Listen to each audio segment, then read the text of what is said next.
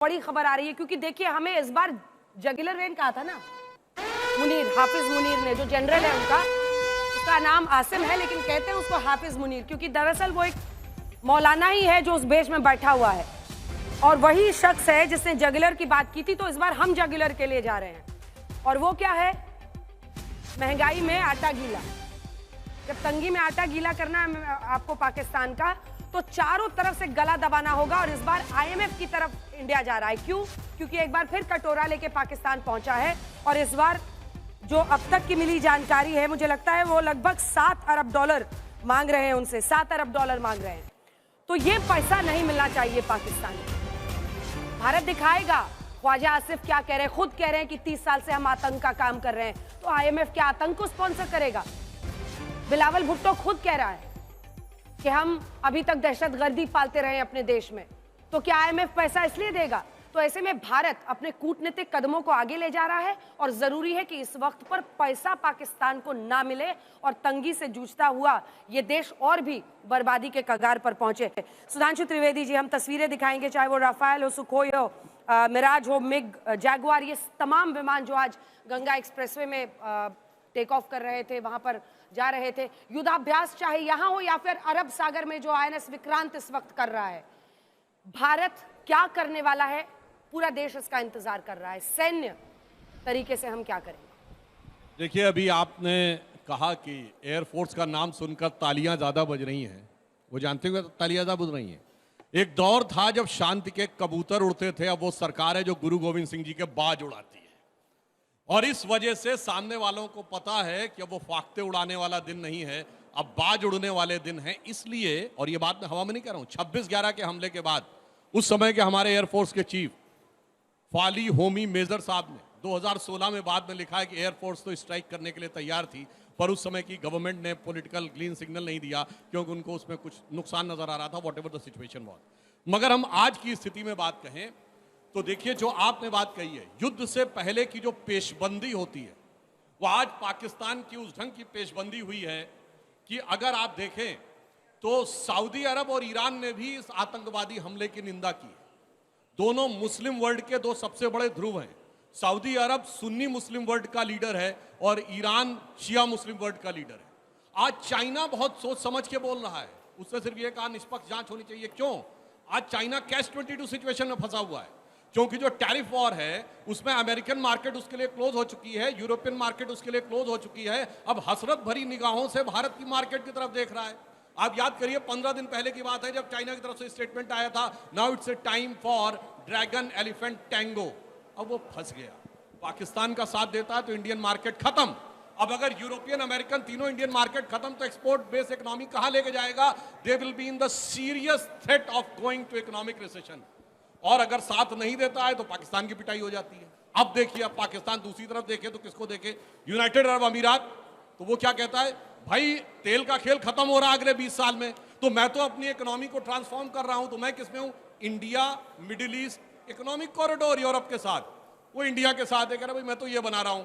Saudi अरब के crown Prince G20 के बाद एक दिन एक्स्ट्रा रुके थे। जिस समय घटना हुई उस समय मोदी जी सऊदी अरब में थे। तो क्या स्थिति है कि जिस सऊदी अरब और यूएई के सामने पाकिस्तान कटोरा लेके खड़ा होता है, दे दाता के नाम पे तुझको अल्लाह रखे, वो कहता मोदी जी को हम ऑर्डर ऑफ जायद दे दें फिर तुमसे बात करेंगे, हाईएस्ट सिविलियन अवार्ड। सऊदी अरब कहता मोदी जी को हाईएस्ट सिविलियन अवार्ड दे दें, उसके बाद तुमसे बात करेंगे।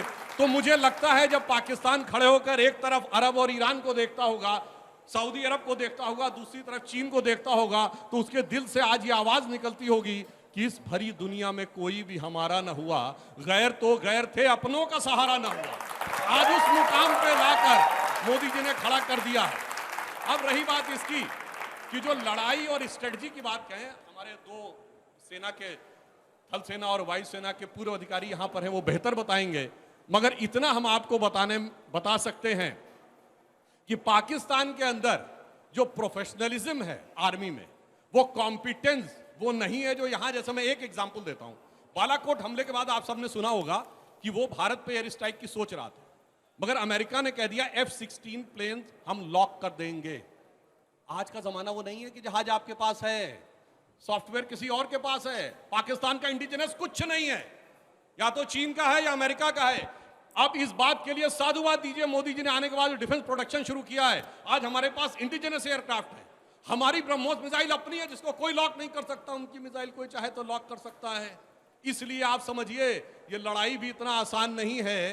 तो इसलिए मैं कहना चाहूंगा वो दिन गए जब इंडिया पाकिस्तान की बराबरी होती थी। तो मैं पाकिस्तान के लिए कहना चाहूंगा, गुजरा हुआ जमाना आता नहीं दोबारा, हाफिज सईद तुम्हारा। लोग तो इंतजार कर रहे हैं, एक सेकंड आ रही हूं माया अतुल जी, उससे पहले लोग तो इंतजार कर रहे हैं कि इस बार हम क्या करेंगे। सर आपने एक स्टैंडर्ड एक बार रेज किया है, जैसे उरी में 2016 के बाद हमने सर्जिकल स्ट्राइक किया, फिर बालाकोट के बाद हमने एयर स्ट्राइक्स किया, पुलवामा के बाद बालाकोट एयर स्ट्राइक्स किया। ऐसे में लोग इंतजार कर रहे हैं कि हम इस बार क्या करेंगे। अब लोग, हमने आज तक पर दिखाया है, लाहौर में रहता है, उसका घर है साहब, और उसको सेफ हाउस में रखा जा रहा है। आसिम मुनीर खुद कहीं पर बंकर में छिपा हुआ है सर, परिवार को कहीं विदेश ले गया है। तो हम कहाँ तक जाएंगे और क्या इस बार करेंगे कि कुछ बदले। लोग कह रहे हैं जड़ तक पहुंचना होगा, ये जो आर्मी चीफ है ना, ये जो आर्मी है वहां तक पहुंचना होगा। देखिए, जो क्या करेंगे ये प्रधानमंत्री जी ने साफ कह दिया है कि जिन्होंने किया है उन्हें धरती के छोर तक ट्रैक करके दंड दिया जाएगा। अब कब करेंगे और कैसे करेंगे तो वक्त आने पर बता देंगे। तुझे है आसमां, हम अभी से क्या बता दें जो हमारे दिल में है। अतुल जी, पूरा विपक्ष हम माने इस और आज आपका भी सीना गर्व से चौड़ा हो रहा होगा जब आप देख रहे हैं युद्धाभ्यास, चाहे वो अरब सागर में INS विक्रांत पर हो रहा हो या फिर गंगा एक्सप्रेसवे पर। बिल्कुल, मेरा सीना क्या, पूरे देश का सीना जो है वो चौड़ा होता है जब अब इन्होंने कहा कि उनकी सिस्टम लॉक कर सकते। सही बात है भाई, उनकी सिस्टम अपन लॉक कर सकते, लेकिन आपको अभिनंदन याद होगा, MiG-21 कब का प्लेन है। एक पुराना प्लेन MiG-21 उनका F-16 जो है वो गिरा देता है, वो खुद प्लेन चला भी नहीं सकते। सिस्टम लॉक करने की बहुत दूर की बात है। तो ये इंडियन आर्मी जो है और इंडियन एयरफोर्स और इंडियन नेवी ये बहुत प्रोफेशनल है, और जिस तरह से वो काम करती है, अपना एक काम का तरीका है, प्रक्रिया है। वो गली के गुंडों की तरह बात करते हैं, गली के गुंडा जैसा चौक में खड़ा होकर बात करता है, वैसा उनका आर्मी जनरल बात करता है। मेरा आर्मी जनरल जो है, मेरा एयरफोर्स का जो सिपाही है, वो ऐसी बात नहीं करता है, वो सीधा ठोक देता है। और ये इतिहास, और बास तो 65 में भी उड़े थे सुधांशु भाई, और 71 में भी उड़े थे, इतने उड़े थे कि 2 टुकड़े हो गए। तो आर्मी जो है वो अपनी आर्मी, एयरफोर्स, नेवी जो है उसको तो सलाम है। और जब कुछ नहीं था तो हमारे अब्दुल हमीद ने 3 बैटन टैंक उड़ा दिए थे सादीगंज से। तो ये हौसला, ये जज्बा जो है वो हिंदुस्तानियत है, वो हमारी भारतीयत है, और ये जो है पहले से करते आए हैं। जो कूटनीति चल रही है सुधांशु जी, आपके माध्यम से मैं जरूर ये कहना चाहूंगा, FATF के फाइनेंशियल एक्शन टास्क फोर्स जो है उसके ब्लैकलिस्ट में डालना चाहिए।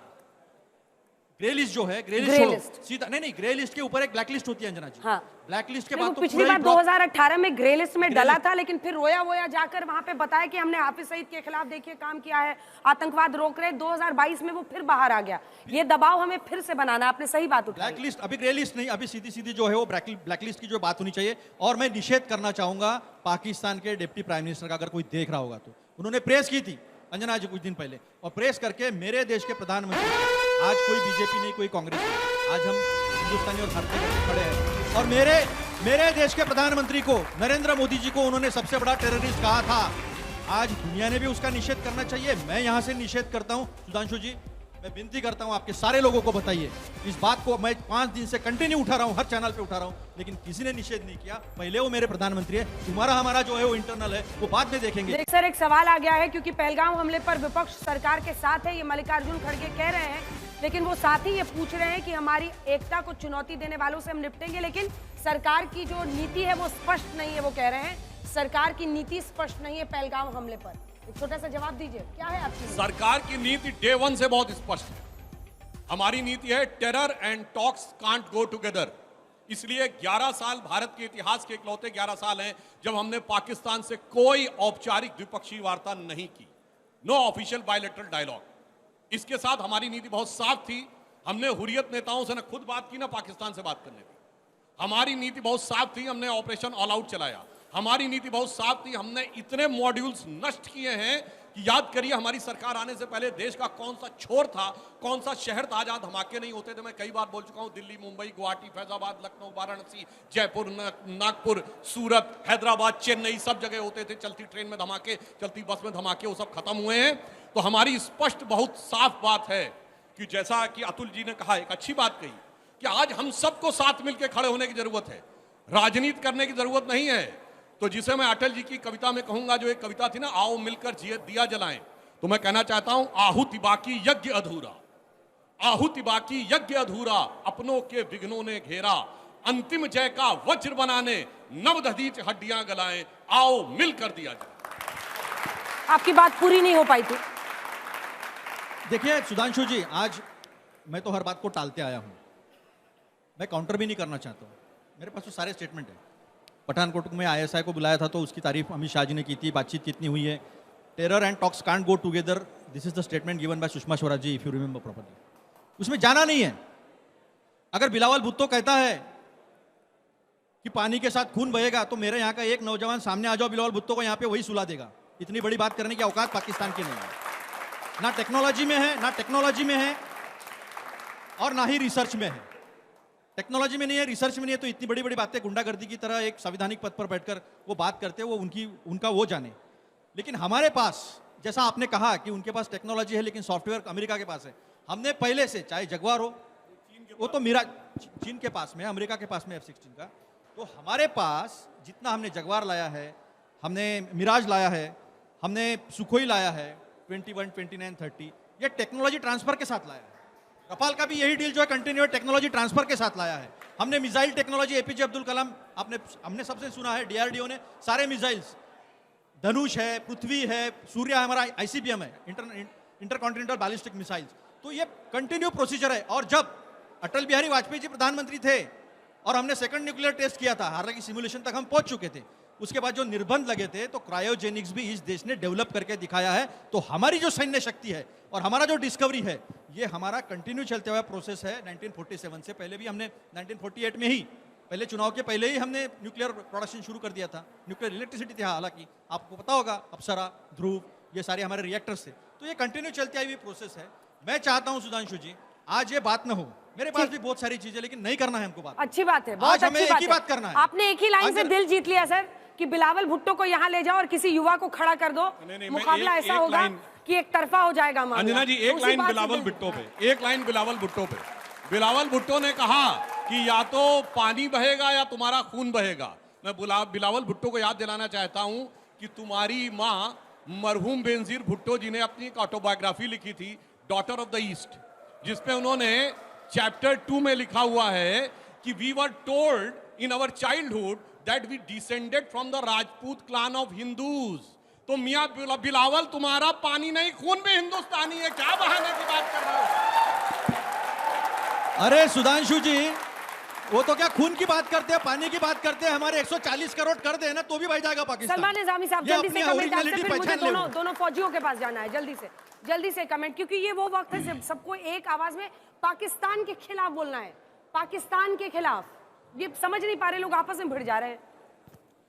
देखिए, जब 1947 में देश में दंगे हुए थे, गांधी जी ने एक स्टेटमेंट दिया था कि मुझे उम्मीद की किरण जो है वो कश्मीर से नजर आ रही थी। जब कबाइलियों ने कश्मीर पे हमला किया था, तो पूरे कश्मीर के लोगों ने देश की सेना का साथ देके उन कबाइलियों को जो है वहां से नकेलने का काम किया था। तो तब से आज तक पाकिस्तान हर कोशिश कर रहा है कि मजहब का रंग देके, 1990 में भी जो हिंदू मुस्लिम उन्होंने सिलेक्टिव किलिंग्स की, आज भी वही सिलेक्टिव किलिंग करने की कोशिश की उन्होंने। और जिस तरीके से कश्मीर के मुसलमान उसमें शहीद आदिल है, उसने अपनी जान की परवाह नहीं की और अपनी जान दे दी उन हिंदू भाइयों के लिए जो वहां सैलानी पहलगाम में थे। इसलिए बिलावल को मैं ये मैसेज देता हूं, मैं कश्मीर का मुसलमान हूं, हमें पाकिस्तान की जरूरत नहीं है। अगर बिलावल वहां से खड़ा हो जाए, मैं उसको चैलेंज करता हूं, आजा मैदान में, मैं इस देश के लिए गोली खाने के लिए तैयार हूं।